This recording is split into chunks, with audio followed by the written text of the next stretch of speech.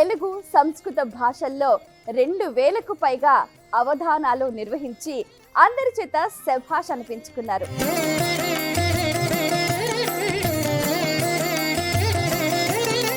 నేడు భారత ప్రభుత్వం తరఫున ఎంతో ప్రతిష్టాత్మకమైన పద్మ పురస్కారాన్ని అందుకున్నారు డాక్టర్ మాడుగుల నాగఫణి శర్మ గారు.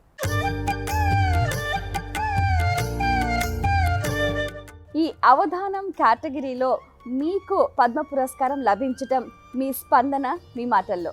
పద్మశ్రీ వరించినది ఇప్పుడు, పద్యశ్రీ అవధానమే నా జీవనమెప్పుడు.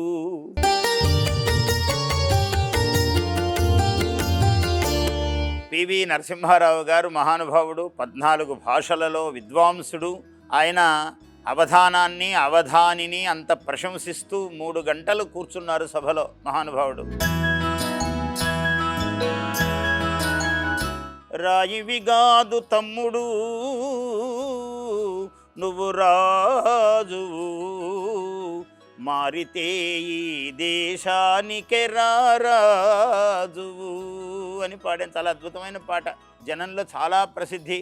ఆ రోజు అన్నలను చాలా మార్చింది ఈ పాట అని పేరు. తిరుమల నీ సిర్రుల గుడి, తిక్కన నీ పలుకుబడి, అవధానం ఆత్మవిద్య.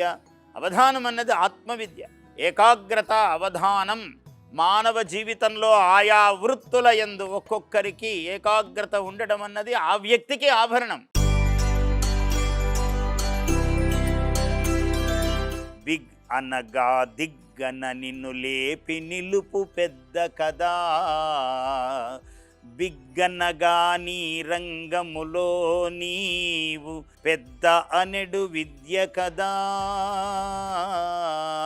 57 సంవత్సరాలుగా అవధాన రంగంలో విశిష్ట సేవలు అందిస్తున్న శతావధాని సామ్రాట్ పద్మశ్రీ డాక్టర్ మాడుగుల నాగఫణి శర్మ గారితో బిగ్ టీవీ ఎక్స్క్లూజివ్ ఇంటర్వ్యూ.